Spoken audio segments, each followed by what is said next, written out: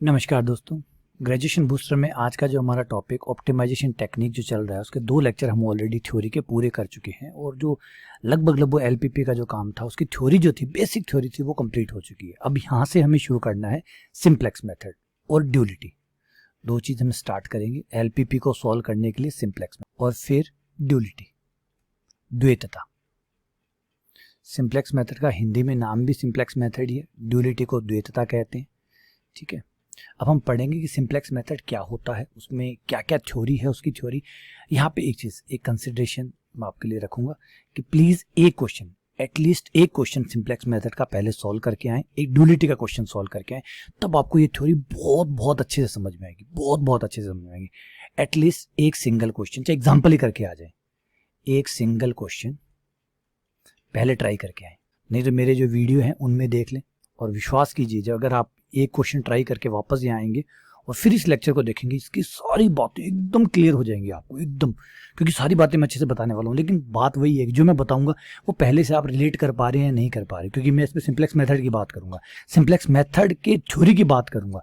Simplex method कैसे काम करता है ये नहीं बताऊंगा, क्योंकि वो तो फिर न्यूमेरिकल का हिस्सा हो गया, वो तो सिर्फ न्यूमेरिकल का हिस्सा हो गया। तो पहले आप थोड़ा सा वो न्यूमेरिकल पढ़ लें तो आपको समझ में आएगा कि मैं जो बोल रहा हूँ वो क्या बोल रहा हूँ, क्या बता रहा हूँ आपको।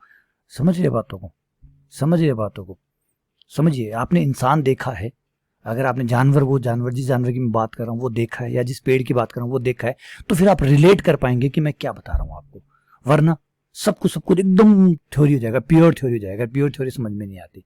इसलिए एक सिंगल क्वेश्चन जो है वो प्लीज पहले सिंप्लेक्स मेथड का और ड्यूलिटी का एक क्वेश्चन करके आ जाए, फिर देखिए कितना मजा आता है आपको। ठीक है, चलिए सबसे पहले हम क्या करते हैं, एक एलपीपी प्रॉब्लम लेते हैं, ध्यान से सुनिएगा।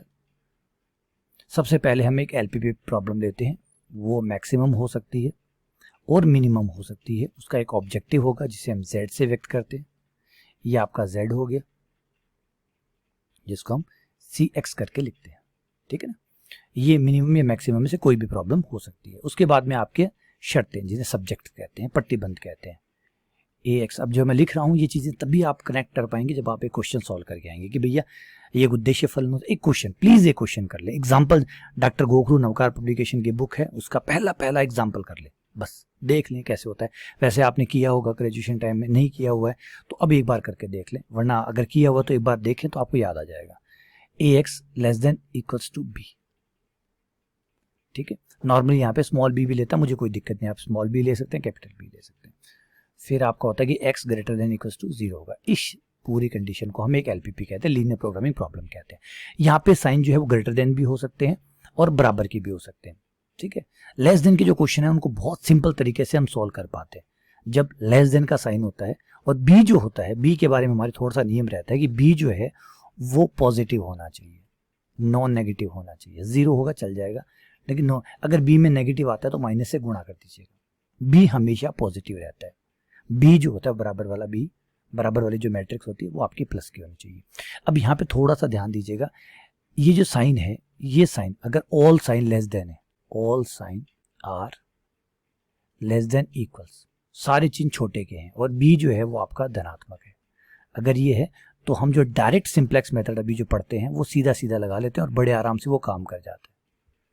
सिंप्लेक्स मेथड सीधा लगाते हैं। ध्यान से सुनिए मैं क्या कह रहा हूँ, मैं ये कह रहा हूँ कि b जो है वो प्लस का है और सारे के सारे चिन्ह छोटे के हैं, सारे के सारे, कोई बराबर का चिन्ह भी नहीं है, ना कोई बराबर का है ना कोई बड़े का है, सबके सब छोटे के चिन्ह है, जितने चिन्ह है वो सब छोटे के हैं। नहीं समझ में आई बात बताता हूँ, एग्जाम्पल लेते हैं। 2x plus y to 3x plus y less than equals to 5। अब आप इसमें देख सकते हैं, पहले तो सबसे पहले b को देखिए, b आपका पॉजिटिव है, 0 होगा तो भी चल जाएगा, 0 होगा तो भी चल जाएगा, लेकिन नेगेटिव नहीं चलेगा। ठीक है, उसके बाद में जो चिन्ह है इनको देखिए, सबके सब लेस देन है, नहीं है, बोले हाँ जी लेस देन है, लेस देन है, सबके सब चिन्ह लेस देन है। ये दो बातें जरूरी है कि सारे चिन्ह लेस देन हो और बी जो है वो प्लस का हो या 0 हो, नेगेटिव ना हो, नॉन नेगेटिव हो। वर्ड यूज कर रहा हूँ नॉन नेगेटिव, नेगेटिव से हमारा विरोध है, हमें नेगेटिव बुरा लगता है, हमें वो बुरा नहीं लगता कि 0 आ गया, 0 आ जाए कोई दिक्कत नहीं, बड़ा आ जाए कोई दिक्कत नहीं, 0 से छोटा नहीं आना चाहिए। ठीक है, अगर ऐसा होता है तो आपका जो डायरेक्ट सिंप्लेक्स मेथड है, जो सीधा है, जो आपने पढ़ा हुआ है वो सीधा आप लगा सकते हैं, कोई दिक्कत नहीं। अब यहाँ पे जब आपका साइन जो होता है सारे चिन्ह लेस देन के नहीं है। मान लीजिए कोई साइन जो है वो ग्रेटर देन का है या बराबर का है, ठीक है। अदरवाइज का मतलब जो मैंने बताया है ये नहीं है, इसके अलावा फिर चाहे कुछ भी हो, मतलब एक बराबर का आ गया या दो बराबर के आ गए या एक बड़े का आ गया, कुछ भी हो, फिर ये नहीं है तो फिर आपको एक मेथड में थोड़ा सा आपके सिंप्लेक्स मेथड को चेंज करना होता है, जिसको कहते हैं बिग एम मेथड। अब देखिए ये सारी बातें आप तभी कनेक्ट कर पाएंगे जब आप एक क्वेश्चन, मैंने इसीलिए कह रहा हूँ एक क्वेश्चन करके आए, क्योंकि मैं क्वेश्चन यहाँ नहीं करवा सकता, क्योंकि मैं यहाँ थ्योरी पढ़ा रहा हूँ, ठीक है ना, मुझे थ्योरी समझानी है। इसलिए ज़रूरी है कि ये टॉपिक आपने पढ़ा हुआ है, ग्रेजुएशन बूस्टर चल रहा है, इसमें मैं ये मान के चल रहा हूँ कि आपने ग्रेजुएशन का पार्ट पढ़ा हुआ है, आपने ग्रेजुएशन का पार्ट सारा पढ़ा हुआ है, बस आप उसको शार्प करने के लिए आए हैं, धार बढ़ाने के लिए आए हैं, ठीक है ना। तो अदरवाइज होता है big M method. Big M method कब लगता है? आपकी जब साइन जो है सब्जेक्ट 2 में, मतलब जो आपके प्रतिबंध है उनके जो साइन है वो मिक्स टाइप के हो।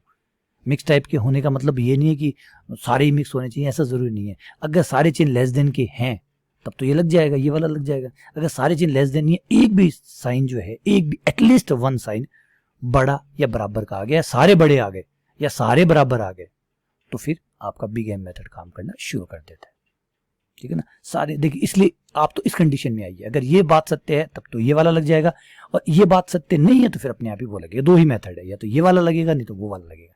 तो पहले तो आपको ये देखना है कि यह लग रहा है, ये नहीं लग रहा तो वो लगेगा, बात खत्म। क्लियर हुआ? इस तरीके से होता है। चलिए एक एक करके हम बात कर लेते हैं। पहले सिंप्लेक्स मेथड की बात कर लेते हैं, ठीक है।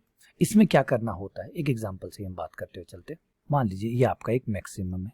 अगर आपका मैक्सिमम है तब तो सही है। हमें एलपीपी में सिंप्लेक्स मेथड लगाने के लिए हमारी प्रॉब्लम का मैक्सिमम होना जरूरी है। हमारी प्रॉब्लम का एलपीपी में प्रॉब्लम का मैक्सिमाइज होना जरूरी है। सिंप्लेक्स मेथड के लिए आपकी प्रॉब्लम, ध्यान से सुनिए, अच्छे से लिख लीजिए। सिंप्लेक्स मेथड अप्लाई करने के लिए उद्देश्य फलन का, जो आपका उद्देश्य फलन जो है वो अधिकतमीकरण होना चाहिए, मैक्सिमाइजेशन ही होना चाहिए, वरना सिंप्लेक्स मेथड नहीं लगेगा। ये जरूरी शर्त है, मजाक नहीं है, नेसेसरी कंडीशन है, आवश्यक शर्त है ये, ठीक है। हाँ, अब रास्ता तो कुछ निकालेंगे, ऑब्वियसली बात है, रास्ता तो कुछ निकालेंगे। सपोज कीजिए आपकी प्रॉब्लम मिनिमम की है, बिल्कुल हो सकती है मिनिमम की। सर अगर यही प्रॉब्लम मिनिमम की हो तो फिर कैसे डील करेंगे? डील तो करेंगे, लेकिन आपका सिंप्लेक्स मेथड मिनिमम के साथ डील नहीं करता। तो फिर आप एक तरीका अपनाते हैं, आप ये करते हैं कि एक नया बनाते हैं z'। आप क्या करते हैं, आपका जो मिनिमम वाला z है उसको माइनस से गुणा कर देते हैं और आप उसको मैक्सिमम नया z' बना लेते हैं, ताकि आपकी सिंप्लेक्स मेथड उस पर अप्लाई हो सके। क्योंकि सिंप्लेक्स मेथड मिनिमम पे अप्लाई नहीं होता, तो आप उसको अपने वाले को माइनस से मल्टीप्लाई करके एक नया z बनाते हैं जो कि मैक्सिमाइज होता है। याद है, ये एक तरह की व्यवस्था है, अरेंजमेंट है ये करने के लिए। क्लियर हुआ? सिंप्लेक्स मेथड मिनिमम पे काम नहीं करेगा, इसलिए आपको मैक्सिमम करना पड़ेगा। यहां तक बात क्लियर हुई? चलिए आगे बढ़ते हैं। आगे है आपके सब्जेक्ट 2, जो प्रतिबंध है उनकी बात कर लेते हैं। अभी मैं सिंप्लेक्स मेथड की बात कर रहा हूं, इसलिए सारे चिन्ह जो होंगे वो आपके लेस देन इक्वल टू होंगे। सारे चिन्ह आपके क्या होंगे? लेस देन इक्वल टू होंगे। अब यहाँ पे आपको क्या करना है, एक समझदारी का काम करना है। समझदारी ये है कि आपको यहाँ पर बराबर के चिन्ह लाने। अब आप कहेंगे बराबर के चिन्ह क्यों लाने? देखिए, अभी जब असमीका है, इससे जो भी सॉल्यूशन आएंगे, इसके जो भी एक्स वाई के आंसर आएंगे, सारे एक्स वाई वो हमारे सुसंगत हल कहलाते हैं। क्या कहलाते हैं बेटा? सुसंगत हल। और सुसंगत हलों का पूरा एक ब्रह्मांड प्राप्त होता है हमें, जिसे फेजिबल सॉल्यूशन एफएस कहते हैं। और मैंने आपको बताया था कि एफएस बहुत होते हैं। और ये भी बात सही है कि एफएस में से कोई ना कोई आंसर भी होगा, लेकिन अगर वो 10,000 भी हैं, वैसे 10,000 नहीं होते, करोड़ों में जाते हैं, करोड़ों में नहीं अनंतों में जाते हैं, तो उस अनंत को हम रख के देखें, ये पॉसिबल नहीं है। तो हम इस ट्रिक को इस तरीके से काम नहीं कर सकते। तो हम क्या करते हैं, हम बीएस की तरफ जाते हैं। बीएस का मतलब बेसिक सॉल्यूशन की तरफ जाते हैं। बेसिक सॉल्यूशन के लिए जरूरी है कि इक्वेशन बराबर की हो, और बराबर करने के लिए हमें नए चरों की आवश्यकता पड़ती है। तो हमें क्या करना पड़ता है, समीकरण में जोड़ना या घटाना पड़ता है नए चरों को। अब ये छोटी है, ये बड़ी है, इसका मतलब कुछ तो अंतर होगा इसके बीच में। तो जो भी अंतर है, जितना भी अंतर है, ये साइड हल्की है, ये छोटी साइड है। मान लो वो 5 किलो का बाट है, इस तरफ 4 किलो का बाट है, 1 किलो का अंतर, आप 1 किलो इधर जोड़ दीजिए, बराबर हो जाएगा। तो कुछ तो अंतर होगा, जिसका भी अंतर है, मान लीजिए वो वेरिएबल का नाम z है। जो भी अंतर है वो z आपने यहाँ पे ऐड कर दिया, आपने देख लिया, दोनों को तोला, पता ये साइड हल्की है, मतलब इसमें कुछ जोड़ना है, तो थोड़ा सा z आपने जो एक्स्ट्रा था, जितना माना वो z है, जो एक्स्ट्रा है, डिफरेंस है वो z है, वो डाल दिया, बाट बराबर हो गया। ठीक है, ऐसे ही आपने इधर कर लिया, इधर मैंने टी नाम दे दिया इसका। अब आपने कहा सर यहाँ जेड क्यों नहीं जोड़ा? बेटा हो सकता है उस समय उस साइड एक की कमी हो, इस साइड दो की कमी हो, तो कैसे कह सकता हूँ दोनों में बराबर कमी है ना? तो वहाँ जो कमी है, जितना भी अंतर है उसका नाम जेड रख लिया, यहाँ जितनी भी कमी है उसका नाम टी रख लिया, ये बराबर आ गया। ये जो मैंने एक्स्ट्रा चर ऐड किए हैं बेटा, थोड़ा सा ध्यान दीजिएगा, ये जो एक्स्ट्रा चर मैंने ऐड किए हैं, एक्स्ट्रा चर जो मैंने ऐड किए हैं, इनका बहुत प्यारा नाम है, जिनका नाम है न्यूनता पूरक चर। ठीक है, slack variable. Slack variable English में तो इतना मज़ा नहीं आएगा जितना आपको हिंदी में आएगा। न्यूनता पूरक, न्यूनता कहते हैं कमी को। डॉक्टर क्या करता है, देखता है कि भाई कैल्शियम की कमी है तो कैल्शियम के सप्लीमेंट देता है, विटामिन की कमी है तो विटामिन के सप्लीमेंट देता है। सप्लीमेंट का मतलब होता है जो कमी है उसको पूर्ति कर देगा। तो भैया ये साइडें छोटी थी तो हमें कुछ पूर्ति करने के लिए कुछ देना था इनको, तो जेड और डब्ल्यू दे दिए, तो उन्होंने क्या किया, उस कमी को पूरा किया। न्यूनता पूरक, जो न्यूनता थी, जो कमी थी, उसको पूरा कर लिया, ये न्यूनता पूरक चर कहलाते। आगे बात समझ, इस आपकी समीकरण बन गई। अब आपकी समीकरण तो 2 है, समीकरणों की संख्या कितनी है, 2 है, 2, एन कितना हुआ, 2, चर कितने हैं, चर है आपके 3, चर है आपके 3, तो इसका मतलब है कि आपका m बड़ा है। अब यहाँ पे आपके बेसिक सॉल्यूशन बनेंगे, लेकिन पहले आप देख लीजिए कि 2 समीकरण सही में 2 समीकरण है कि हाँ जी बिल्कुल सही में, यहाँ साफ दिख रहा है कि इस समीकरण से ये नहीं बन सकती, इससे ये नहीं बन सकती, ये ओरिजिनल समीकरण है। ठीक है, अब एक का मान 0 रख के दूसरा निकाल, 4, और चरों की संख्या तो 4 है भैया, x y z और t क्या कर रहे हैं ऐसे, हाँ भैया 4 है, गलती हो गई। ठीक है, अब 2 का मान 0 रख के बचे हुए 2 निकाले पड़ेंगे, कई बेसिक सॉल्यूशन इसके बनेंगे। क्या बनेंगे, बेसिक सॉल्यूशन, आधारी हल। याद आ रहा आधारी हल? नहीं याद आ रहा तो पीछे वाले लेक्चर को देखिए, आधारी हल, बेसिक सॉल्यूशन। लेकिन हमें बेसिक सॉल्यूशन नहीं चाहिए, हमें तो BFS चाहिए। हमें क्या चाहिए, हमें चाहिए आधारी हल प्लस सुसंगत हल, जो आधारी भी हो प्लस सुसंगत भी हो। आधारी प्लस सुसंगत हल हमें चाहिए, क्योंकि हमें किसी ने बताया था हमारी पिछली वाली प्रमेय ने कि जो आधारी सुसंगत हल होते हैं उन्हीं में से कोई ना कोई इष्टतम हल होता है। जो आधारी सुसंगत हल होते हैं उसी में से कोई ना कोई हल पे हमारा आंसर आता है, और वो उनकी संख्या हमेशा थोड़ी सी होती है, 4 होंगे, 10 होंगे, 20 होंगे, लेकिन बहुत ज़्यादा नहीं होते, परिमित होते हैं। परिमित में लाख भी जा सकते, लेकिन लाख लोग का यहाँ झंझट नहीं है, क्योंकि 4 या 5 ज़्यादा इतनी मार रहती है, तो 4 या 5 आपको मिल जाते हैं, उसमें से कोई ना कोई इष्टतम हल होता है। अब ये जो आधारी हल चाहिए, BFS चाहिए, ये BFS निकालने के लिए हमारे पास एक टेबुलर मेथड है, टेबल बना के सॉल्व करने वाला, जिसको हम सिंप्लेक्स मेथड कहते हैं। जिसको हम क्या कहते हैं, सिंप्लेक्स मेथड कहते हैं, जिसमें हम एक टेबल बनाते हैं, और उस टेबल, तभी मैंने कहा कि एक क्वेश्चन प्लीज ट्राई करिएगा, प्लीज एक क्वेश्चन ट्राई करिएगा। वो टेबल जो है, जो टेबुलर मेथड है, सारणिक विधि जो है, उस विधि की सहायता से हम सॉल्व करते हैं। पहले समझ लीजिएगा, हमारे पास ग्राफिकल मेथड भी था, लेकिन ग्राफिकल मेथड की दिक्कत ये थी कि ग्राफ 2 का ही बन सकता है हमसे, क्योंकि हमारी लिमिटेशन है। इसीलिए वो जो ग्राफ बनाने वाला मेथड है वो कमज़ोर मेथड है, इसलिए हम टेबुलर मेथड में, इसमें टेबल बनानी पड़ती है। चाहे जितनी बनाइए आपकी बन जाएगी, जितनी चाहे उतनी बनाइए, आप बना सकते हैं। ठीक है, टेबल जो है उसके खाने कुछ इस तरीके से बनाए जाते हैं, ध्यान दीजिएगा। तभी कह रहा हूँ बेटा प्लीज़ एक क्वेश्चन निकाल के यहाँ आए, ताकि सबका आनंद आए आपको। ये सब चीज़ों का आनंद आएगा जब आप एक क्वेश्चन निकाल के यहाँ पे आएंगे, वरना सीधा सीधा बोलूँगा कुछ समझ में नहीं आएगा, कुछ भी समझ में नहीं आएगा। प्लीज़ एक बार एक क्वेश्चन निकाल के आए, यहाँ पे आ जाइए। देखिए थोड़ा सा मैं इस टेबल के बारे में समझाता हूँ। इस टेबल में कुछ बॉक्सेस बनते हैं, कुछ कॉलम बनते हैं, जिस कॉलम में से सबसे पहले का नाम होता है CB। B का मतलब होता है बेसिक वेरिएबल, बेसिक वेरिएबल के कोफिशिएंट, बेसिक वेरिएबल के coefficient, coefficient of basic variable CB। फिर दूसरा होता है XB, बेसिक वेरिएबल के नाम, कौन कौन बेसिक वेरिएबल है उनके नाम यहाँ आते हैं। फिर यहाँ आता है B मतलब वो जो बराबर वाली मैट्रिक्स है, उसको मैं कैपिटल B कहता हूँ, क्योंकि यहाँ पे दोनों कैपिटल B मिक्स ना हो जाए, इसलिए जो किताब वाला है वो जो कैपिटल B है उसको स्मॉल b कहता है। दोनों नाम, क्योंकि हम एक B नाम इसका भी रखेंगे बेसिक वेरिएबल वाले का, एक नाम और भी B है तो दो B मिस हो जाएंगे, या तो उसको B' बोलें। तो किताब वाले ने क्या किया हुआ है, B फॉर बेसिक वेरिएबल, और स्मॉल b रखा हुआ है उसके बराबर वाले का, जो हमारा AX बराबर B है, जो कैपिटल B था उसको स्मॉल b कर दिया हमने, थोड़ा सा नाम हमारा पीछे खींच लिया। ठीक है, फिर आपके आते हैं जो वेरिएबल है, चाहे वो शुरुआत वाले चाहे वो न्यूनता पूरक स्लैग वेरिएबल हो, सबका एक एक नाम यहाँ पर अपनी उपस्थिति दर्ज करवाता है, एक एक रिप्रेजेंटेटिव यहाँ पे आ जाता है। आ गया, एक्स वाई जेड टी।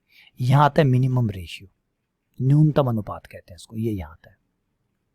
क्यों आता है वो भी बताऊंगा, ठीक है। करना क्या होता है, एक ऊपर जो बी के ऊपर हम एक छोटी सी टेबल बनाते हैं जिसका नाम होता है सीजे, सीजे, सी फॉर कोफिशिएंट, सीजे, ठीक है। ध्यान दीजिए, सबसे पहले क्या होता है बेसिक वेरिएबल। हमने याद होगा आपको कि समीकरण 2 है, 2 समीकरण 2 ही बेसिक वेरिएबल हो सकते हैं। अब 2 बेसिक वेरिएबल किसको माने, एक्स वाई जेड टी है, 2 को 0 करना होगा, 2 को निकालना होगा। तो शुरुआत में हम यहाँ पे शुरुआत करते हैं बेसिक वेरिएबल जिनको हमने जोड़ा है, न्यूनतापूर्वक जो होते हैं उन्हीं को बेसिक वेरिएबल के तौर पर हम शुरुआत करते हैं। टेबल की सबसे पहले शुरुआत होती है न्यूनतापूर्वक से, न्यूनतापूर्वक से हमारी टेबल की सबसे पहले शुरुआत है, भाई ये हमारे आधारी चर है, इसके अलावा बचे हुए 0, इसके अलावा जो बचे हुए हैं वो 0। सीजे क्या है, सीजे है भैया आपकी जो जेड है, जो उद्देश्य फलन है, जो भी आपका उद्देश्य फलन रहा है, उस उद्देश्य फलन में जो गुणांक है उनको यहां लिखना होता है। उद्देश्य फलन में एक्स का गुणांक कितना है 2, वाई का गुणांक कितना है 3, जेड उसमें है नहीं 0, टी उसमें नहीं है 0। प्लीज एक क्वेश्चन करके आइएगा, मेरे वीडियो देखिए, बहुत धीरे धीरे मैंने क्वेश्चन सॉल्व करवाए हुए हैं इसके, बहुत धीरे धीरे धीरे करवाए हुए हैं। एक क्वेश्चन देखते ही आपको एकदम वहां से क्लियर हो जाएगा, क्वेश्चन सॉल्व करना आ जाएगा, थ्योरी चाहे आए नहीं, थ्योरी यहाँ आ जाएगी, क्वेश्चन वहां सॉल्व करना पक्का आ जाएगा, यहाँ आपको थ्योरी समझ में आ जाएगी, ठीक है। ये हो गया। फिर यहाँ पे आप जेड टी आ गया। अब जो बेसिक वेरिएबल आपने यहाँ लिखे हैं, जो बेसिक वेरिएबल आपने लिखे हैं, उन्हीं बेसिक वेरिएबल के जो कोफिशिएंट है, ये जो सी है, सी कोफिशिएंट है, वो जो बेसिक वेरिएबल जिनके नाम यहाँ आए हैं उनके कोफिशिएंट देखिए कितने हैं, 0 0, वो आप यहाँ लिखते हैं 0 0।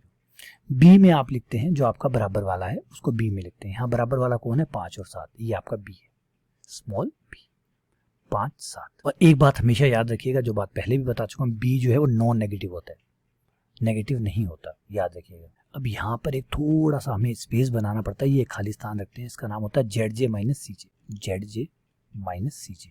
सी जे तो आपके सामने वो ऊपर रहा। जेड जे क्या होता है, पहले एक्स के जो गुणांक है, वाई के गुणांक है वो लिख लीजिए आप, 2 3 3 2 2 3 3 2 1 0 0 1, इनके जो गुणांक है वो लिख लिए जाते हैं।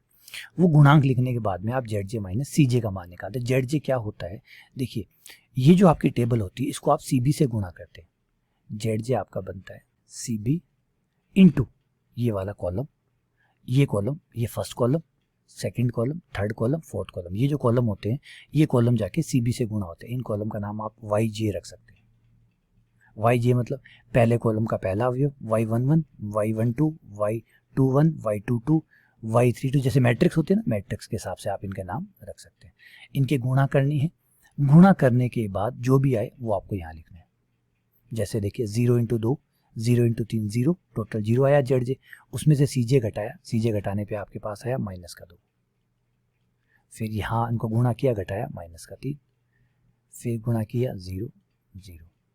अब आपका जेड जे माइनस सी जे जो है वो आपको देखना होता है कि जेड जे माइनस सी जे जो है वो सारे के सारे प्लस के आगे क्या, अगर सारे प्लस के आगे तो आपको आपका आंसर मिल गया।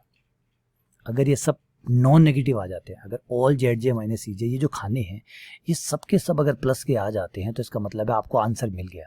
और अगर solution has been obtained, solution has been obtained, आपको आपका सॉल्यूशन मिल गया, बधाई हो, आपका काम पूरा हो गया। लेकिन ऐसा इतनी जल्दी नहीं होता है। जेड जे माइनस सी जे जो है अगर वो नेगेटिव आता है, अगर वो नेगेटिव आता है, एक भी अगर जेड जे माइनस सी जे नेगेटिव आता है तो वो ये समझाता है कि भैया ये जो आपने सी बी में एक्स बी जो आपने माने हैं ये बेसिक वेरिएबल में थोड़ा सा मॉडिफिकेशन करना पड़ेगा, आपको मॉडिफाइड बीएफ चाहिए।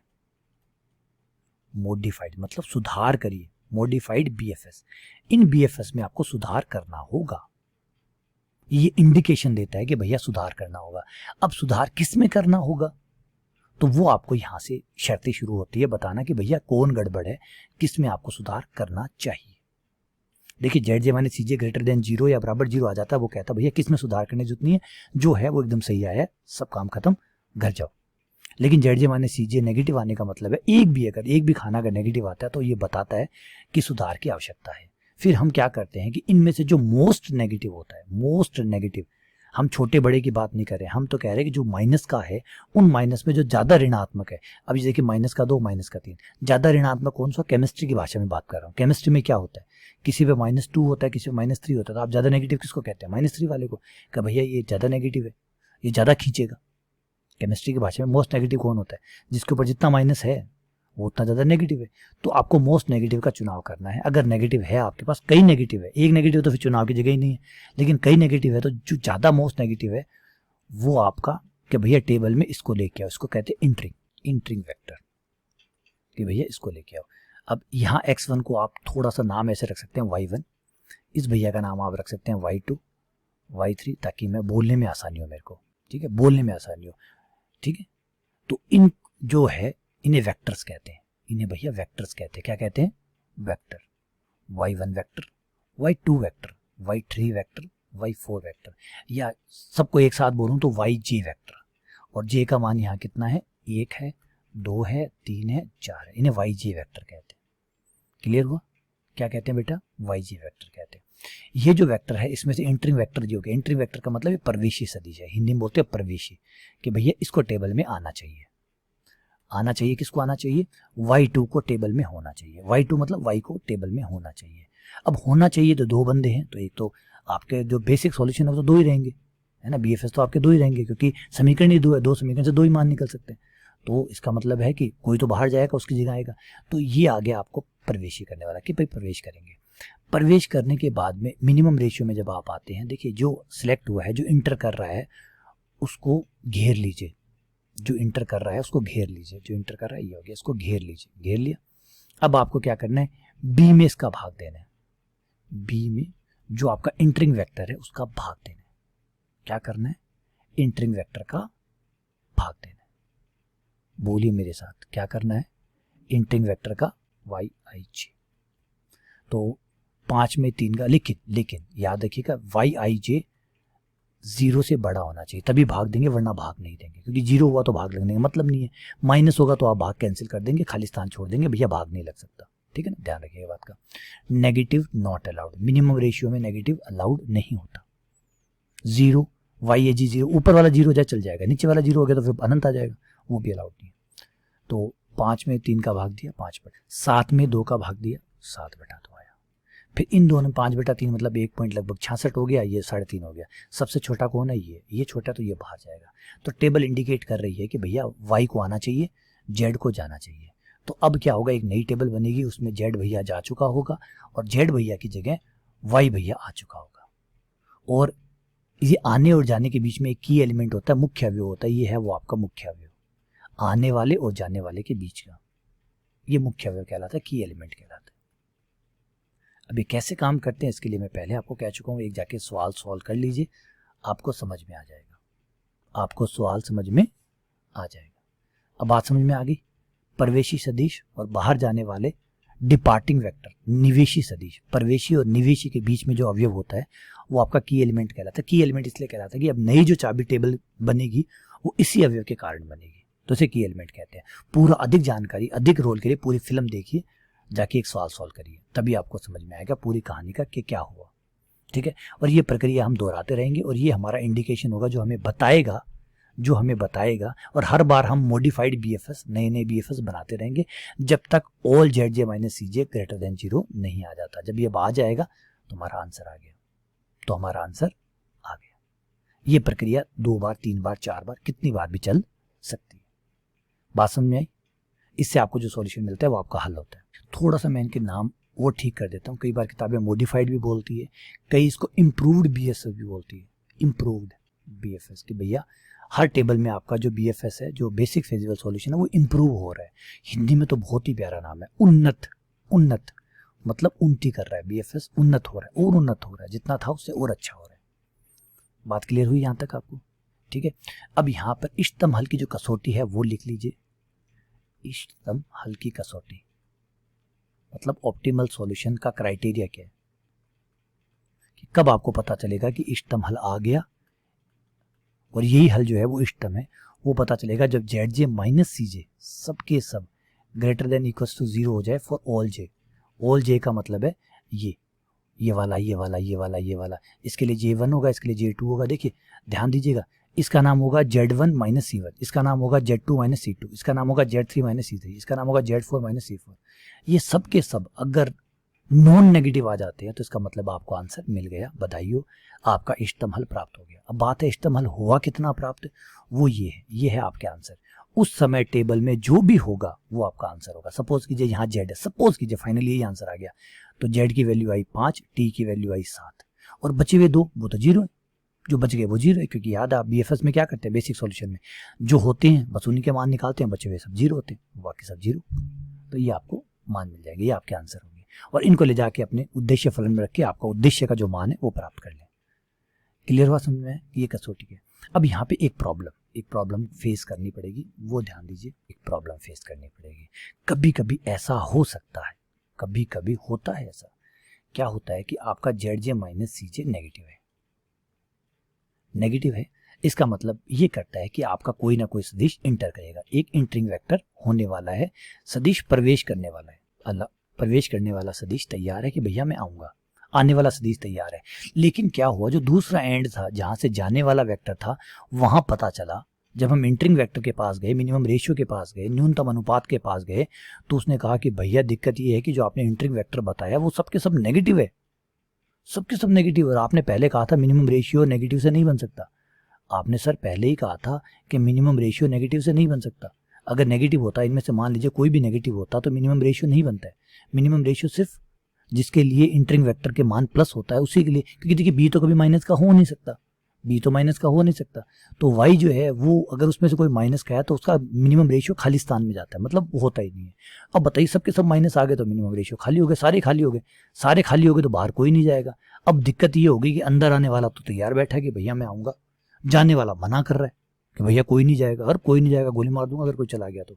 आने वाला बेचारा कह रहा है मुझे आने दो, अंदर सीट है 2 ही जनों की, एक बाहर आएगा तभी दूसरा अंदर जा पाएगा। तो ऐसी परिस्थिति को हम कहते हैं अनबाउंडेड सॉल्यूशन। अगर ऐसी स्थिति आ जाती है, अब क्वेश्चन आगे नहीं पड़ेगा क्योंकि थम गया है, आने वाला तैयार है, जाने वाला कोई तैयार नहीं है, तो एक कॉन्फ्लिक्ट हो गया।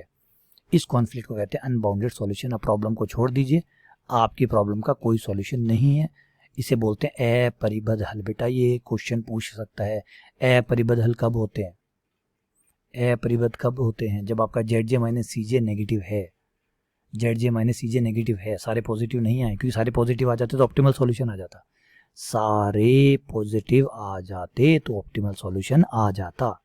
लेकिन कोई नेगेटिव आया, इसका मतलब इंटरिंग वेक्टर है लेकिन आउटगोइंग नहीं है, इनकमिंग है, आउटगोइंग नहीं है, तो प्रॉब्लम अटक गई, फंस गई तो भैया फंस गई, अनबाउंडेड सॉल्यूशन। क्लियर हुआ यहां तक आपको? कोई पूछे अनबाउंडेड सॉल्यूशन कब होता है, जब प्रवेशी सदिश तो हो लेकिन बाहर जाने के लिए कोई एग्री ना हो।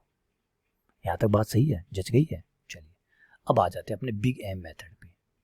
बिग एम मेथड, इस मेथड की जो शुरुआत होती है वो इसी बात से होती है, इफ ऑल साइन, अगर सारे के सारे चिन्ह, if all signs are not less than equal to, अगर एक भी साइन अलग है तो बस आपका सिंपलेक्स मेथड, जो ऊपर वाला मेथड था, वो हाथ खड़े कर देगा, वो कहिए भैया अब बाहर नहीं पड़ेगी, भैया अब नहीं चलेगा, अब आप कुछ और अपना ही सोचो, इसमें मॉडिफाइड करो, सिंपलेक्स मेथड में कुछ सुधार करो, तो इसको कहते हैं big a method. Big a method जो है वो सुधार का मेथड है। ठीक है, कैसे, आइए एग्जांपल बताएंगे आपको। मैं कोशिश करता हूं कि आपको खूब सारे चिन्ह जो है वो मिले। ये आपके subject greater than equals to 3, एक मैंने बड़े का लगा दिया, एक मैंने सारे में मिक्स कर करके आपको दूं ताकि ज्यादा अच्छे से आपको ये बातें, एक बराबर का चिन्ह भी, मुझे इतने की जरूरत नहीं है, एक भी चिन्ह अगर बराबर लेस देन का नहीं है, एक भी चिन्ह अगर भिन्न है लेस देन का नहीं है, चाहे फिर वो बड़ा हो चाहे वो बराबर का हो, तो आपका वो मेथड काम करना बंद कर देता है, फिर आपको ये मेथड लगाना पड़ता है। अब इसमें क्या होता है, देखिए पहले तो जिसको जो जरूरत है उसकी जरूरत के हिसाब से उसको दीजिए। अब जिसको कपड़ा चाहिए उसको आप रोटी दे रहे हैं, बताइए, जिसको कपड़ा चाहिए उसको रोटी दे रहे हैं, तो बेचारे के पास कपड़े नहीं है, भैया पहले कपड़े दो उसको, और जो भूखा है उसको आप कपड़े दे रहे हो, उसको भूख लगी उसको रोटी दो, तो जिसको जो चाहिए उसको वो दो। तो आइए देखिए बात करते हैं, सबसे पहले वाले की बात करते हैं। सबसे पहले वाला जो है वो बड़ा है, ये साइड बड़ी है, तो जब बड़ी होती है, जब साइडें बड़ी होती है तो उनको छोटा करना पड़ता है, मतलब इनमें ऑलरेडी अधिकता है। जैसे कोई आदमी मोटा है, अब अगर और खाएगा तो और मोटा हो जाएगा, तो उसे क्या करना होगा, जो खाया हुआ है उसको निकालना है, कम करना है, फैट हटाना है, तो उसको तो अधिकता ऑलरेडी है, अधिकता को हटाना होता है, इसे कहते हैं अधिकता पूरक चर, जो घटाने पड़ते हैं। मोटा आदमी है उसे घटाना पड़ेगा, तो ये चर घटा दिया। ये साइड देखिए छोटी थी तो जोड़ना पड़ेगा, छोटी थी तो जोड़ना पड़ेगा। तो एक चर हमने जोड़ दिया x4। तो जो छोटी है उसमें जोड़िए, जो बड़ी है उसमें से घटाइए, और जो बराबर है उसमें कुछ मत करिए। ऑलरेडी बराबर है, उसका क्या बिगाड़ोगे आप, कुछ मत करिए। छोटी है उसमें जोड़िए, बड़ी है उसमें घटाइए, बराबर है उसका कुछ मत करिए, बस आराम से एंजॉय करिए, बात खत्म, हो गया। अब इन्हें क्या क्या कहते हैं, इनके नाम लिख लीजिए आप। इसे कहते हैं अधिकता पूरक। अधिकता थी, उसको पूरा करना था। ऑलरेडी अधिकता थी, पूरक का मतलब होता है उसका पूरक करना, उसके लिए जो सही है वो कदम उठाना।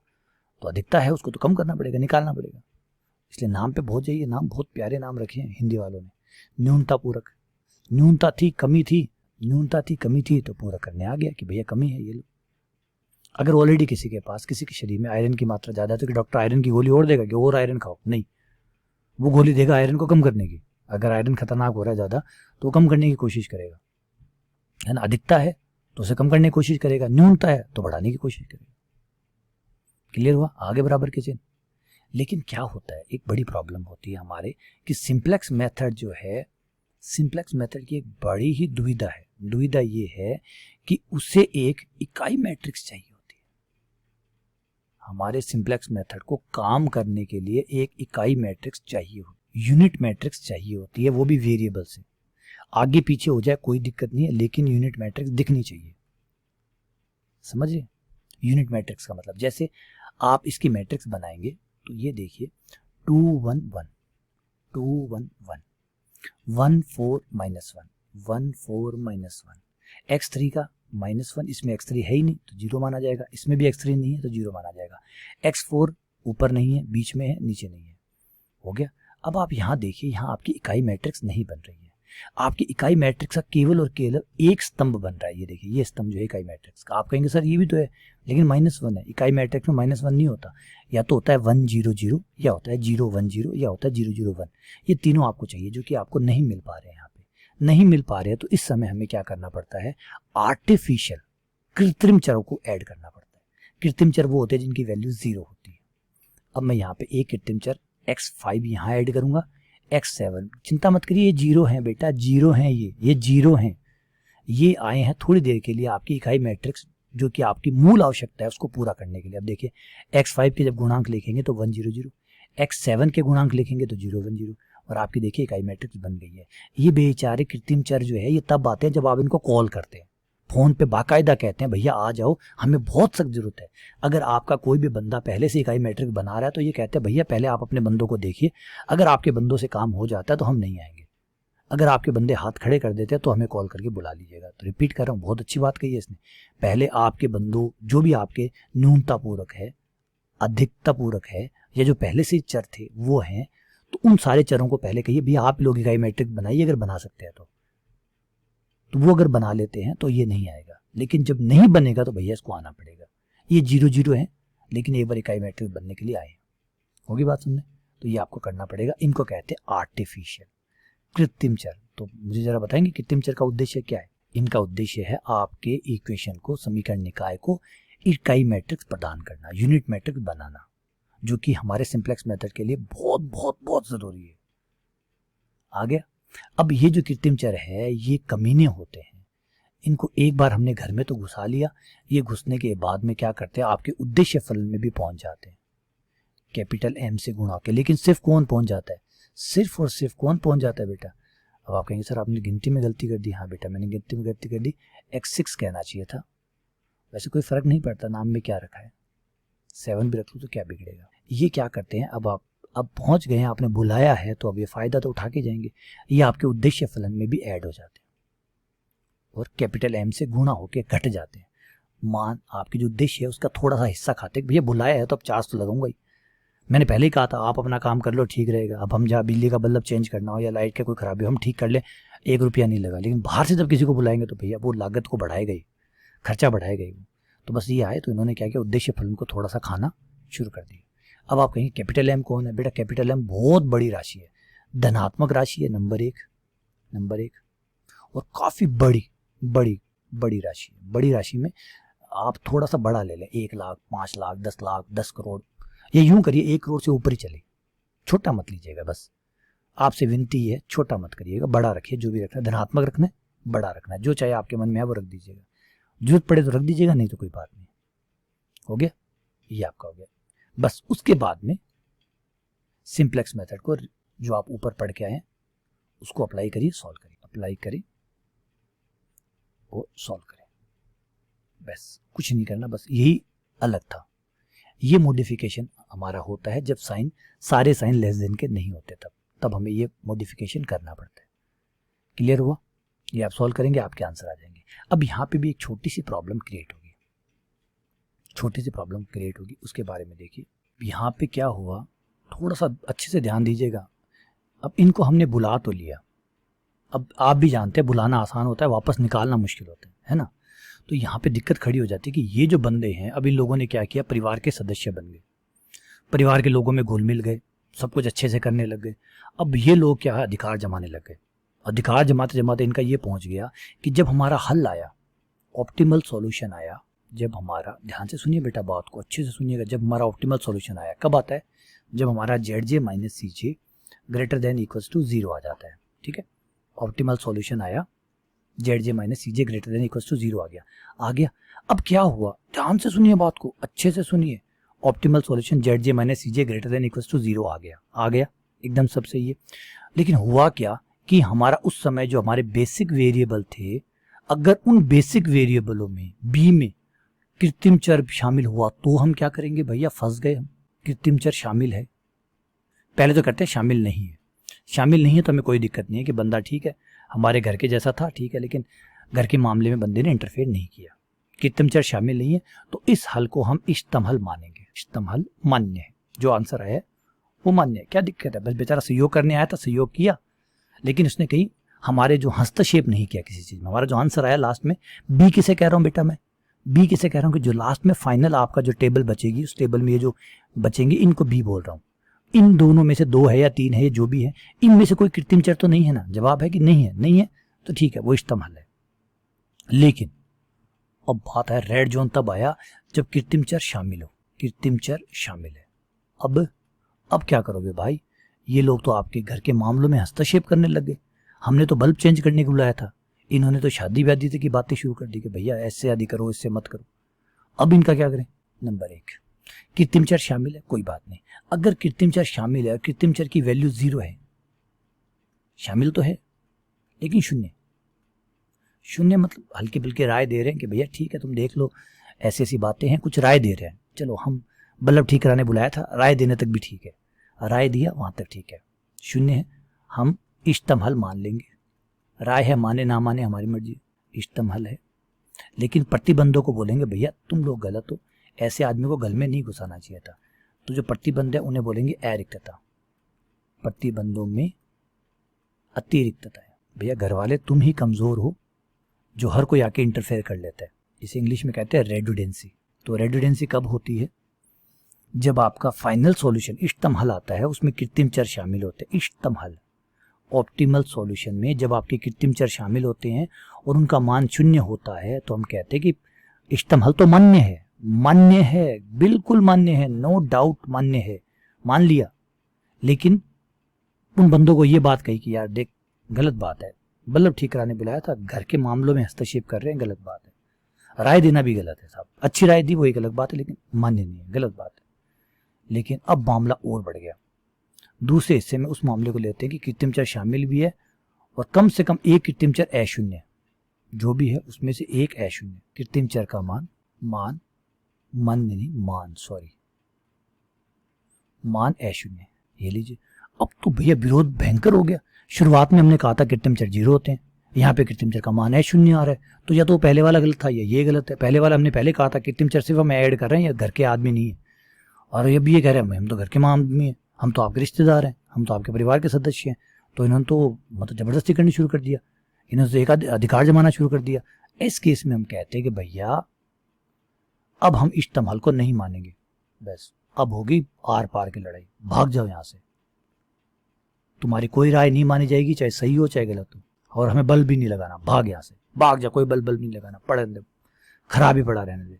इष्टतम हल मान्य, इसको असंगतता कहते हैं, असंगतता कहते हैं, इनकंसिस्टेंसी कहते हैं। क्या कहते हैं? इनकंसिस्टेंसी कहते हैं। रिपीट कर रहा हूं, इसमें आप जब बोलेंगे, जब आप ऑफिशियली लिखेंगे, आधिकारिक तौर पे जब आप नोट लिखेंगे तो आप कहेंगे विद्यमान नहीं है, तो आप कहेंगे सुसंगत हल विद्यमान नहीं है। आप ये स्टेटमेंट लिखेंगे, सुसंगत हल। बाकी वो अपने आप समझ जाएगा कि कृत्रिम चर थे और वो मान्य नहीं थे, सुसंगत हल विद्यमान नहीं है। उल्टा भी पूछ सकता है कि सुसंगत हल कब विद्यमान नहीं होते? सुसंगत हल तब विद्यमान नहीं होते जब कृत्रिम चर आपके इष्टतम हल में विद्यमान हो और वो अशून्य हो। उल्टा भी पूछ सकता है। खेल खेलेगा, पेपर वाला तो खेलेगा भैया। आई बात समझ में? क्लियर हुआ? आया आनंद? तो ये है हमारा सारा सार। उम्मीद करता हूँ कि अब बड़ा ही आनंद से मज़ा भी आया होगा आपको सारी बात सुन के, कहानियों के साथ आपने सारी बात को सुना है ना। क्लियर है? लिखिए, कहीं पे लिख के याद करिए, तब ये सबसे अच्छा रहेगा। चलिए आगे आते हैं ड्यूलिटी में। और ड्यूलिटी से पहले एक दो छोटी मोटी थ्योरम है, जो मेन रिजल्ट है वो कई बार पूछता है, वो भी मैं लिखवा देता हूँ आपको। सबसे पहले प्रमेय नंबर 1, वैसे ये प्रमेय मैं आपको पहले समझा चुका हूँ, लेकिन फिर भी यहाँ पे आपको पूरे नाम सहित लिखवा देता हूँ। सबसे पहले रेखिक प्रमेय की, रेखिक प्रोग्रामिंग की, यानी LPP की, रेखिक प्रोग्रामिंग की मूल प्रमेय fundamental theorem of linear programming, fundamental theorem of linear programming, रेखिक प्रोग्रामिंग की मूल प्रमेय। तो ये कहता है कि अगर आपका कोई मैक्सिमम z बराबर ax बराबर b प्रॉब्लम है, तथा आपके जो सब्जेक्ट है, जो प्रतिबंध है, वो है ax टू b, सारे x greater than equal to 0 है, कैपिटल X सॉरी, सभी आपके जो चर हैं उनका मान 0 से बड़ा या 0 के बराबर है, और इसका कोई इष्टतम हल विद्यमान हो, मतलब इसका ऑप्टिमल सॉल्यूशन है, तो वो एक BFS होगा। है तो कम से कम एक BFS, तो कम से कम एक BFS इष्टतम हल होता है। तो आपका जो इष्टतम हल होता है वो कोई ना कोई BFS होता है, इसीलिए हम BFS निकालते हैं, क्योंकि हमें पता है BFS में से ही कोई ना कोई इष्टतम हल है।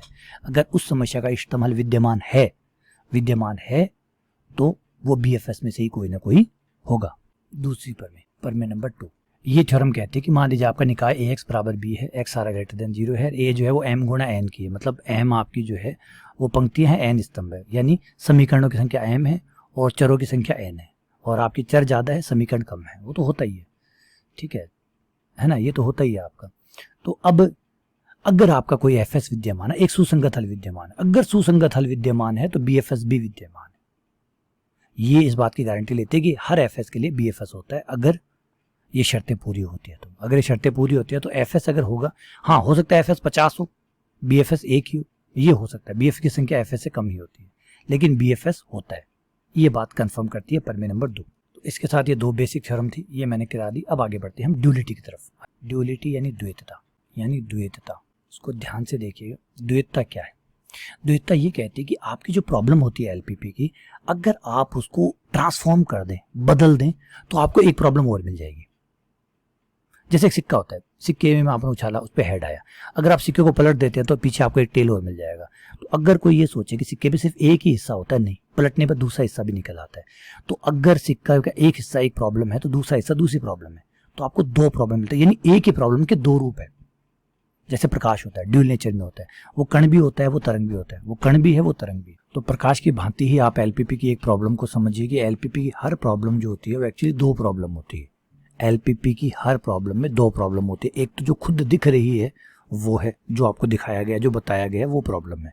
एक अगर आप उसको थोड़ा सा परिवर्तित करें, ट्रांसफॉर्म करें, शर्तें बताऊंगा कि कैसे करना है, अगर उस तरीके से आप ट्रांसफॉर्म करोगे तो आप प्रॉब्लम का एक हिस्सा आपको और मिल जाएगा। जैसे मैंने कहा सिक्के के 2 पहलू होते हैं, आपको हमेशा एक दिखता है, हमेशा आपको एक दिखता है। ये बात सच है गलत है? हाँ जी सर, सच है, क्योंकि आप हेड देखेंगे तो आपको टेल नहीं दिखेगा, टेल देखेंगे तो आपको हेड नहीं दिखेगा, लेकिन वो दोनों हिस्से हैं, दोनों के दोनों हिस्से हैं, दोनों हिस्से मिलके ही सिक्के को बनाते हैं।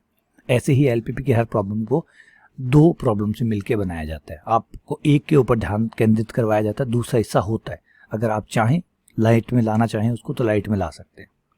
क्लियर हुआ बात? आइए थोड़ा सा इसके बारे में डिटेल से बात करते हैं। ये मान लीजिए कोई LPP की प्रॉब्लम है, कोई भी सवाल जो आपको दिया गया है, LPP की कोई भी प्रॉब्लम जो दी गई है, रिपीट कर रहा हूँ, उसे कहते हैं प्राइमल प्रॉब्लम, मतलब प्रारंभिक समस्या तो यही थी, प्राइमल प्रॉब्लम, जिसे शॉर्ट फॉर्म में कहते हैं PP, हिंदी में कहते हैं आग समस्या, मतलब शुरुआती समस्या तो यही थी। ठीक है, फिर हमने क्या किया, उस प्रॉब्लम को बदलने की कोशिश की, परिवर्तित समस्या या द्वैत समस्या। द्वैत मतलब उसका दूसरा रूप, द्वैत समस्या, इंग्लिश में कहते हैं ड्यूल प्रॉब्लम, उसका दूसरा रूप, शॉर्ट फॉर्म में हम कहते हैं डीपी। तो हमारी हर एलपीपी के दो रूप होते हैं, पीपी जो दिया गया है, जो दिया हुआ है वो पीपी, और जो आप उसको बनाएंगे वो डीपी। ये खासियत है, ये बड़ी ही मजेदार चीज है। अब आप कहेंगे सर ये पीपी की डीपी हम क्यों बनाए, ऐसा क्या फायदा मिलेगा? तो बेटा फायदा कई बार बहुत कारगर होता है। कई बार आपकी पीपी जो होती है, पीपी और डीपी जो है एक ही चीज है। जैसे लाइट के दो नेचर है, वेव है और कण रूप है। हमने क्या किया, हमने भी बड़ी समझदारी अपनाई, क्योंकि प्रकाश दो नेचर यूज करता है। तो वो क्या करता है कि कई बार तो वो कण का रूप बना लेता है, क्योंकि उसे लगता है कि यहाँ पे कण रहना ज्यादा फायदेमंद है। कई बार वो तरंग के रूप में रहता है, यहाँ लगता है कि यहाँ तरंग का रूप ज्यादा फायदेमंद है, वहां वो तरंग है। जहाँ जैसे परावर्तन अपवर्तन होता है तो वहाँ वो है जो प्रकाश है वो वेव फॉर्म में काम करने लग जाता है, तरंग फॉर्म में काम करता है। आप तरंग फॉर्म की सहायता से समझा सकते हैं परावर्तन और विवर्तन को। आप परावर्तन और विवर्तन समझ रहे बातों को? तो बहुत सारी चीजें ऐसी है जो तरंग रूप से समझाई जा सकती है, बहुत सारी चीजें ऐसी है जो कण रूप से समझाई जा सकती है। ठीक है ना, जहां आपको जो सूट करेगा वो रूप आप यूज कर सकते हैं। तो यहाँ पे भी कुछ ऐसा होता है। कई बार पीपी आपकी बहुत मुश्किल होती है, पीपी आपको सॉल्व करना बहुत कॉम्प्लिकेटेड होता है, बहुत लंबा चौड़ा प्रोसेस होता है। तो आप क्या करते हैं, उसकी डीपी बना लेते हैं, डीपी को सॉल्व कर लेते हैं, जो कि चुटकियों में हो जाती है। तो कई बार आपकी पीपी के बजाय डीपी सॉल्व करना आसान होता है, तो आप डीपी सॉल्व कर लेते हैं, क्योंकि दोनों एक ही प्रॉब्लम के दो हिस्से हैं। दोनों एक ही प्रॉब्लम के दो हिस्से हैं। आप अपने मेन सवाल को उसकी डीपी बना के भी सॉल्व कर सकते हैं।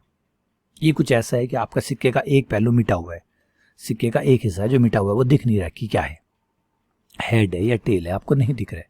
लेकिन सिक्के का दूसरा हिस्सा आपको दिख रहा है, मान लीजिए वो टेल है। तो वो टेल है, तो जो मिटा हुआ हिस्सा है वो क्या होगा? आप कहेंगे सर हेड होगा। पकड़ में आई ना बात? इसका मतलब है कि जब सिक्के के दो हिस्से होते हैं तो हर हिस्सा दूसरे हिस्से के बारे में जानकारी आपको दे रहा होता है ना, दे रहा होता है।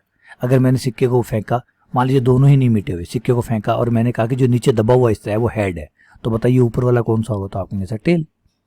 अगर मैं कहूँगा नीचे वाला टेल था तो ऊपर वाला कौन सा होगा? हेड। इसका मतलब दोनों आपस में रिलेटेड है, एक के बारे में जानकारी दूसरे के बारे में जानकारी पूरी प्राप्त हो जाती है। बस यही है।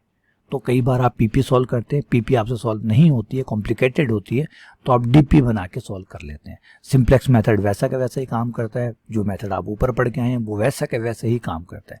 बस एक स्टेप एक्स्ट्रा है, वो है पीपी की डीपी बनाना। पीपी की डीपी बनाना, आई बात समझ में? पीपी की डीपी बनाना। आइए पहले मैं आपको पीपी की डीपी बनाता हूँ, फिर उस पर जो बेसिक थ्योरम है उनके बारे में बात करेंगे। पीपी की डीपी कैसे बनती है? पीपी की डीपी के लिए आपको अपनी प्रॉब्लम को पहले डिसाइड करना पड़ेगा। आपकी प्रॉब्लम जो है वो मिनिमम की है या मैक्सिमम की है, एक डिसाइड कर लीजिए। जिसकी भी प्रॉब्लम है, हमें कोई भी दिक्कत नहीं है, जिसकी भी प्रॉब्लम है वो ले लीजिए।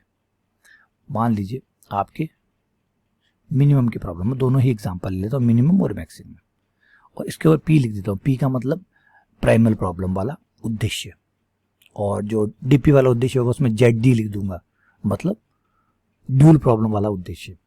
ठीक है, ये मान लीजिए आपकी प्राइमल प्रॉब्लम है। अब यहाँ पे एक चीज आपको ध्यान रखनी होगी कि जब मिनिमम का क्वेश्चन हो, गांठ बांध लीजिए जो मैं बोल रहा हूँ, जब मिनिमम का क्वेश्चन हो तो आपके सारे के सारे साइन ग्रेटर देन के होने चाहिए।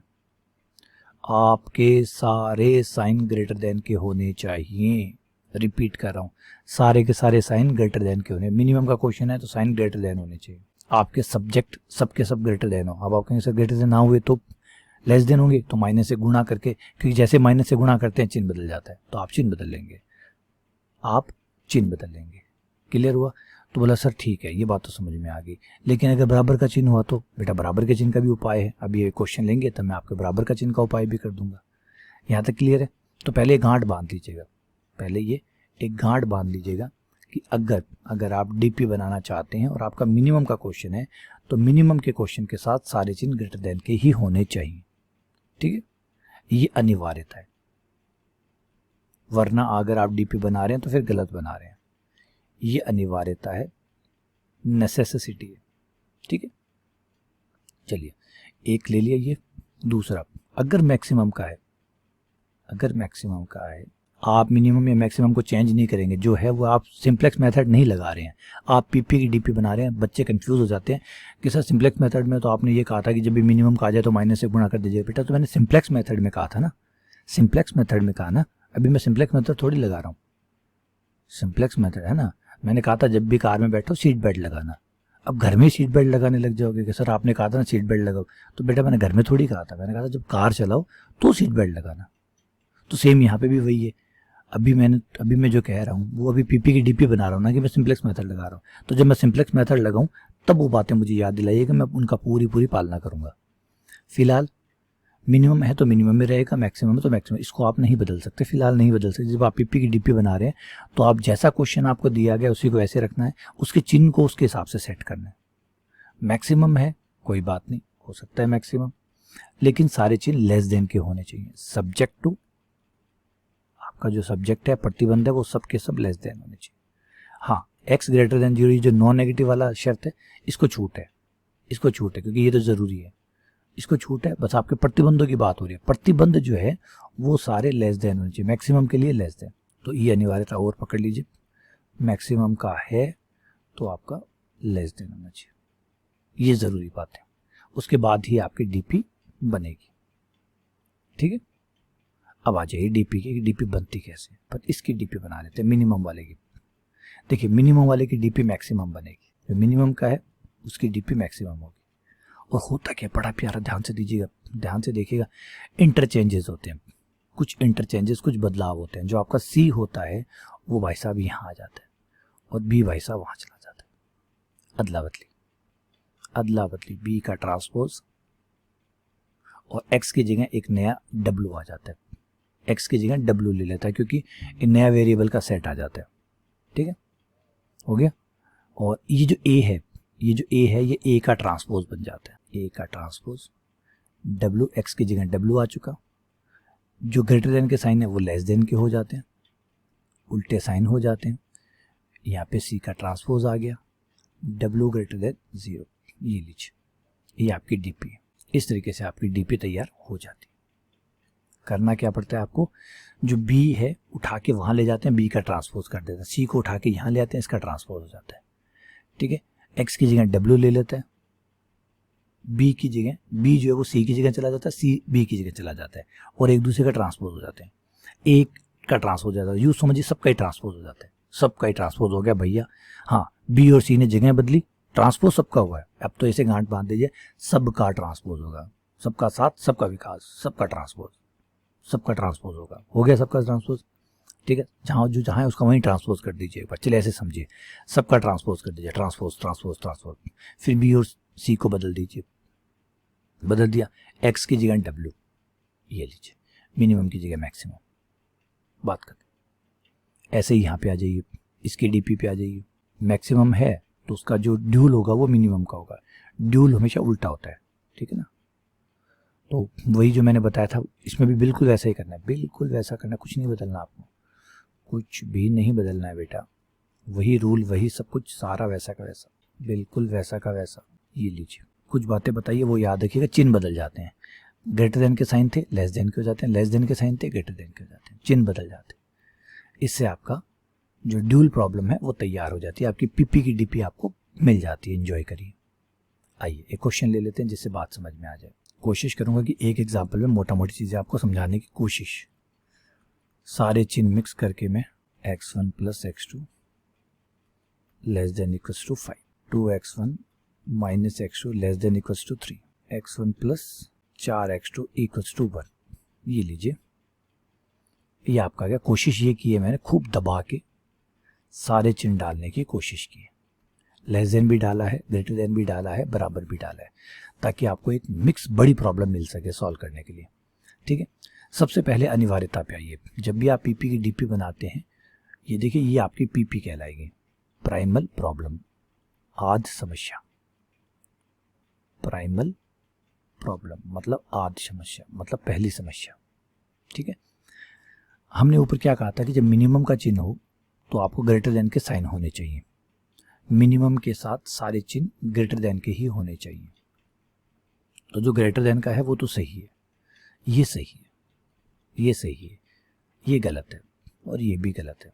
बराबर का भी अलाउड नहीं है। आप कहें सब बराबर का चल जाएगा, ना ना नहीं चलेगा, सिर्फ ग्रेटर देन का चलेगा। अच्छा सॉरी, चिन्ह मैंने भी चिन्ह गलत लगा दिए, ग्रेटर देन के चलेंगे, ये चलेगा, ये नहीं चलेगा। ठीक है, ये चिन्ह तो सही है, कोई बात नहीं, ये तो ठीक है, इसको अपनी जगह छोड़ दीजिए। अब आइए इन दोनों को ठीक करते हैं। इसे माइनस से गुणा कर दीजिए, ये बड़ी राजी राजी ठीक हो जाएगा। माइनस से गुणा करते ही भाई साहब ठीक हो जाएंगे। कैसे, देखिए, माइनस से गुणा किया, माइनस का 2x1 x2 less than equals to -3, ये लीजिए, माइनस से गुणा किया, ये एकदम सही हो गया। अब राइट का निशान लगा सकता हूँ? बोले हाँ जी सर लगा सकते हो। सर लेकिन तो b माइनस का हो गया, आपने कहा था b माइनस का नहीं होता। कब कहा था मैंने b माइनस का नहीं होता? मैंने कहा था जब सिंप्लेक्स मेथड लगाते हैं तब b माइनस नहीं होता, जब सिंप्लेक्स मेथड लगाते हैं तब b माइनस नहीं होता। मैंने कहा था कि कार में बैठते हैं तब सीट बेल्ट लगाते हैं, आप तो बाइक पे सीट बेल्ट लगाने लग गए। ठीक है, समझो बेटा, जहाँ कहा है वहीं पे अर्थ रखता है वो चीज़। आ जाओ आगे बढ़े, चलिए इस पे आते हैं। बराबर के चिन्ह का क्या इलाज करें? बराबर के चिन्ह का इलाज ऐसे होता है कि इसको दो भागों में तोड़िए। ध्यान दीजिए, सुंदर बात है, बहुत सुंदर बात बताने वाला हूँ। एक बार तो ग्रेटर देन इक्वल्स टू 1, तो आप कहेंगे सर ये तो बराबर का चिन्ह है, ग्रेटर देन इक्वल्स टू 1 कैसे आया? समझाता हूँ बेटा। तथा एक बार लेस देन इक्वल्स टू 1, ये लीजिए, अब ये पूरा पूरा एक ही है। मैं कहता हूँ कि राम जो है वो 4 साल से छोटा या बराबर है, 4 साल से बड़ा या बराबर है, इसका मतलब 4 ही है, क्योंकि छोटा 4 से छोटा हो तो 4 से बड़ा कैसे हुआ, और 4 से बड़ा हो तो 4 से छोटा कैसे हुआ, तो फिर एग्जैक्टली 4 ही हुआ। तो एक चीज़ को तोड़ने का बहुत अच्छा तरीका है, बराबर के चिन्ह को छोटे और बड़े में तोड़ने का अच्छा तरीका है, इसे दो भागों में लिख दीजिए कि 4 से छोटा या बराबर, 4 से बड़ा या बराबर।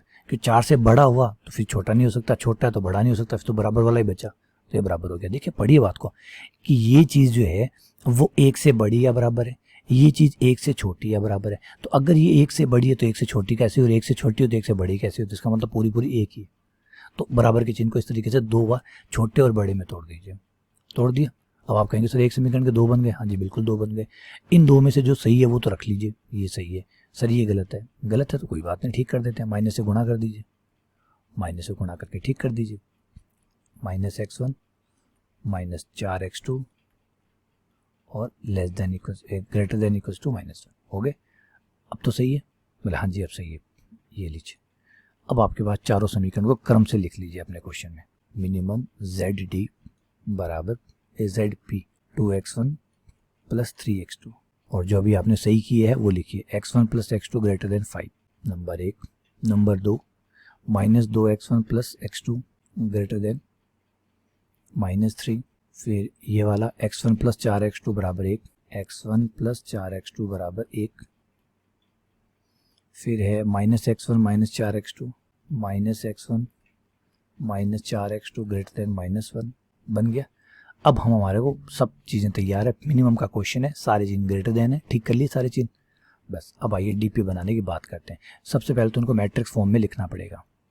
तो ये हो गया 2 3 x1 x2। मैट्रिक्स फॉर्म में लिखना ज़्यादा मुश्किल नहीं है, फटाफट लिख देंगे। अभी देखिए गुणांक गुणांक लिख लीजिए, 1 - 2 1 - 1, 1 - 2 1 - 1, 1 1 4 - 4, 1 1 4 - 4, और फिर x1 x2 greater than equals to बराबर वाला 5 - 3 1 - 1। ये लीजिए, ये सब एकदम तैयार है, हो गया, क्लियर है। अब पहचानिए कौन किस में क्या है। ये है भैया C भैया, ये भैया X, ये A भैया, ये X भैया, ये आपका B भैया, हो गया। ड्यूल प्रॉब्लम कैसे बनती है वो लिखिए, ड्यूल प्रॉब्लम कैसे बनती है वो लिखिए। सबसे पहले ये प्रॉब्लम मिनिमम की है या मैक्सिमम की, तो आप कहेंगे सर मिनिमम की है। मिनिमम की है, ठीक है, ड्यूल प्रॉब्लम मैक्सिमम की होगी, उल्टी होगी, जो भी है उसकी उल्टी, ZT। फिर जो C आया है, जो C है, C की जगह B आएगा और B का ट्रांसपोज आएगा, इंटू W आएगा, तो B का ट्रांसपोज लिख दीजिए। B का ट्रांसपोज ये रहा B, और इसका ट्रांसपोज लिख दीजिए, तो ये हो जाएगा 5 - 3 1 और -1, साथ में W। अब W जो होगा वो देखिए, जैसे x1 x2 x3 होते हैं ना, वैसे W1 W2 W3 W4। अब यहाँ पे आपको जाके पता चलेगा कि कितने W लेने हैं, कितने W लेने हैं। W उतने लेने जितने इसमें अवयव है, क्योंकि मैट्रिक्स से गुणा होगी तो पहला पहले से, दूसरा दूसरे से, तीसरा तीसरे से, चौथा चौथे से, तो 4 चाहिए होंगे। ऊपर आप देखेंगे सर x1 x2 तो 2 ही थे, तो बेटा x1 x2 का W1 W2 से कोई संबंध नहीं है। वो कितने भी हो सकते हैं, वो कितने भी हो सकते हैं। क्लियर है ना? वो कितने भी हो सकते हैं, जितने की जरूरत है उतने आप ले सकते हैं। अब आ जाते हैं पट्टीबंधों पे, सब्जेक्ट 2 पे। ए का ट्रांसपोज इंटू W, पहले चिन्ह कौन से थे? ग्रेटर देन के थे, तो अब चिन्ह किसके हो जाएंगे? लेस देन के हो जाएंगे। यहाँ बी आता था, वहाँ सी का ट्रांसपोज आएगा। तो आपका जो ए का ट्रांसपोज है उसको ले आइए, ये रहा ए, इसका ट्रांसपोज करके यहाँ ले आइए। 1 - 2 1 - 1 1 - 2 1 - 1 1 1 4 - 4, और ये आपका W1 W2 W3 and W4 less than equals to c का ट्रांसपोज। ये सी रहा 2 3, इसका ट्रांसपोज कर दीजिए। ये पंक्ति मैट्रिक्स थी, स्तंभ बन जाएगा 2 3। अब आप अपनी गुणा करके समीकरण बना लीजिए। पहली पंक्ति ये होगा W1 - 2 W2 plus 3 W3 W3 - W4 less than equals to 2। W1 plus W2 plus 4 W3 minus 4 W4 less than equals to 3। Sorry, ये लीजिए आपका आंसर आ गया। ये आपके सब्जेक्ट बन गए और वो आपका उद्देश्य बन गया। तो इस तरीके से आपकी प्रॉब्लम ड्यूल प्रॉब्लम में कन्वर्ट हो जाती है, ड्यूलिटी बन जाती है। क्वेश्चन पूछा जा सकता है, अच्छा बनता है इसके ऊपर कि ड्यूलिटी बना के दिखाइए या इसकी ड्यूलिटी क्या होगी। तो ये है आपकी ड्यूलिटी। अब इसके ऊपर कुछ थ्योरम है, इक्की दुक्की बेसिक थ्योरम है ड्यूलिटी की, मूलभूत प्रमेय, वो हम पढ़ लेते हैं। आइए, पहली प्रमेय ये थ्योरम ये कहती है कि अगर आपने कोई पीपी की डीपी पीपी होती, बड़ी प्यारी भाषा है, देखिए हिंदी में लिखेंगे तो ज़्यादा अच्छी लगेगी वैसे तो, कि आपकी जो घात समस्या है उसकी अगर आप द्वित समस्या बनाएं, फिर दोबारा द्वित समस्या बनाएं, मतलब पीपी की डीपी बनाएं, फिर जो आए उसकी दोबारा डीपी बनाएं, तो आपको वापस से पीपी मिल जाती है। यानी एक सिक्के को आपने पलटा, टेल था, हेड आ गया, दोबारा पलटा तो वापस टेल आ जाएगा, तो कि 2 बार पलटते ही वापस आप वहीं पहुंच जाएंगे जहाँ पे थे। तो पीपी की डीपी बनेगी, फिर दोबारा अगर आपने उसी डीपी को पीपी मान के दोबारा चेंज किया तो वापस आप वहीं पहुंच जाएंगे जहाँ पे थे। समझ गए बात? ये कुछ ऐसा कह रहा है कि ये आपकी कोई पीपी दी गई थी, आपने उसकी डीपी बना ली, ठीक है यहाँ तक। लेकिन अगर आपने अब दोबारा ये किया कि डीपी को पीपी मान के दोबारा इसकी डीपी बनाने की कोशिश की, तो वापस वहीं पहुंच जाएंगे जहाँ शुरुआत में थे। तो प्रॉब्लम के दो ही हिस्से हैं। पीपी की डीपी बन सकती है और दोबारा डीपी की डीपी बनाने की कोशिश की तो वो पीपी आ जाएगी। प्रमेय नंबर 2, यदि पीपी का एक परिमित ओएस विद्यमान है, मतलब इष्टतम हल विद्यमान है तो डीपी का भी इष्टतम हल होगा। अगर पीपी का सॉल्यूशन है तो डीपी का भी सॉल्यूशन आएगा। इष्टतम हल विद्यमान होता है और इसका विलोम भी सही है, मतलब अगर डीपी का हल है तो पीपी भी हल होगी। अगर देखिए, अगर आप पीपी का ऑप्टिमल सॉल्यूशन है, इष्टतम हल है, उसका आंसर आता है, तो फिर जब आप उसकी डीपी बनाएंगे उसका भी हल आएगा। और अगर डीपी का हल आ रहा है तो पीपी का भी हल आएगा। इसका मतलब है कि ये प्रॉब्लम जो है, अगर एक का आंसर है तो दूसरे का भी आंसर है। ये कमाल की बात है। इसे मूलभूत प्रमेय कहते हैं, द्वैतता की मूल प्रमेय, फंडामेंटल थ्योरम ऑफ ड्यूलिटी। यही प्रमेय हमें ड्यूलिटी पढ़ने पे मजबूर करती है, द्वैतता की मूल प्रमेय, क्योंकि ये कहती है कि कोई बात नहीं भाई साहब, आपको पीपी आपको टफ लग रही है, आप डीपी सॉल्व कर लीजिए, डीपी टफ लग रही है, पीपी सॉल्व कर लीजिए। और सबसे कमाल की बात, आपका जेडपी और जेडडी दोनों ही बराबर आते हैं। तो आपको मन करे पीपी सॉल्व कर लीजिए, मन करे जेडडी सॉल्व कर लीजिए, मतलब ड्यूल प्रॉब्लम को सॉल्व कर लीजिए, वही आंसर आएगा। पीपी को सॉल्व कर लीजिए, वही आंसर आएगा। बस दिखने में दोनों प्रॉब्लम अलग अलग है, आंसर एक है। ये और एक कमाल की बात है। तो यही प्रमेय हमें कहती है कि भैया कितनी अच्छी बात है, एक प्रॉब्लम के 2 रूप आपको मिल रहे हैं, जो अच्छा लगे वो सॉल्व कर ले। एक ही प्रॉब्लम के 2 रूप आपको मिल रहे हैं, जो आपको ठीक लगे वो आप सॉल्व कर सकते हैं। आगे बढ़ते हैं। प्रमेय नंबर 3, यदि पीपी का अपरिबद्ध हल है, आपकी जो पीपी है उसका अनबाउंडेड सॉल्यूशन आ रहा है, तो डीपी का भी अपरिबद्ध हल होगा या कोई हल विद्यमान नहीं होगा। अपरिबद्ध हल होता है या कोई हल विद्यमान नहीं होता है, कोई हल विद्यमान नहीं होता है। इसको जानबूझ के क्वेश्चन की फॉर्म बनाया जाता है, हल विद्यमान नहीं होता है। देखिए इसमें एकदम बिल्कुल सिमिलैरिटी नहीं है। अब क्या होता है कि इसमें ऐसे पूछा है कि पीपी का अपरिबद्ध हल है, तो डीपी का भी ऑप्शन ए में अपरिबद्ध हल होता है, ऑप्शन बी में कोई हल विद्यमान नहीं, ऑप्शन सी में अपरिबद्ध भी हो सकता है या हल विद्यमान नहीं भी हो सकता है, चौथा इनमें से कोई नहीं, ठीक है ना। तो अब यहाँ पे बच्चा क्या करता है कि पीपी अपरिबद्ध है तो फिर डीपी भी अपरिबद्ध होगी, ना ना ना, कोई गारंटी नहीं है, उसका कोई हल नहीं भी हो सकता है पीपी जो है वो अपरिबद्ध, देखिए लिखा हुआ है उसमें उतना ही पढ़िए, पीपी अपरिबद्ध है, डीपी जो है वो अपरिबद्ध। हाँ, अब डीपी का सॉल्यूशन नहीं है, ये बात सच है कि डीपी का सॉल्यूशन नहीं आएगा, ऑप्टिमल सॉल्यूशन नहीं आएगा, ये बात सही है, ठीक है। और क्या बात सही है, कोई कहे कि पीपी अपरिबद्ध है तो डीपी भी अपरिबद्ध होगी, ये गलत है ना। डीपी अपरिबद्ध भी हो सकती है, डीपी का कोई हल विद्यमान अपरिबद्ध ना हो बल्कि कोई हल विद्यमान ना हो, ये हो सकता है, दोनों ऑप्शन खुले, ठीक है ना। तो प्रमेय को थोड़ा पढ़ते टाइम पे बहुत सावधानी बरते, वरना गलत इन्फॉर्मेशन मिलेगी और फिर गलत क्वेश्चन चला जाएगा, ठीक है। तो चलिए इसके साथ फाइनली हम ड्यूलिटी को कंप्लीट करते हैं। अब ड्यूलिटी को अगर कहेगी बस सॉल्व किससे करते हैं, तो सॉल्व करने के लिए जो आपका सिंप्लेक्स मेथड है वही आप अप्लाई करते हैं, जो आप पीपी पे सॉल्व करते थे, वही जो सिंप्लेक्स मेथड आपने ऊपर पढ़ा है, यूज़ किया है, वही सिंप्लेक्स मेथड आप ड्यूलिटी के लिए, ड्यूल प्रॉब्लम के लिए, डीपी के लिए यूज़ करते हैं। सेम मेथड है, सेम टू सेम है, बस यही है कि उस प्रॉब्लम का एक दूसरा हिस्सा और बना सकते हैं हम, चाहें तो उसको सॉल्व कर सकते हैं, चाहे तो हम प्रारंभ वाले को सॉल्व कर सकते हैं, ठीक है। चलिए इसी के साथ ये लेक्चर यहाँ कंप्लीट करते हैं। उम्मीद करता हूँ कि आपको सारी चीज़ें समझ में आ गई होगी। अगले लेक्चर में हम असाइनमेंट और ट्रांसपोर्टेशन प्रॉब्लम की जो थ्योरी है उनको कंप्लीट करेंगे, ठीक है। चलिए बहुत बहुत धन्यवाद, शुक्रिया।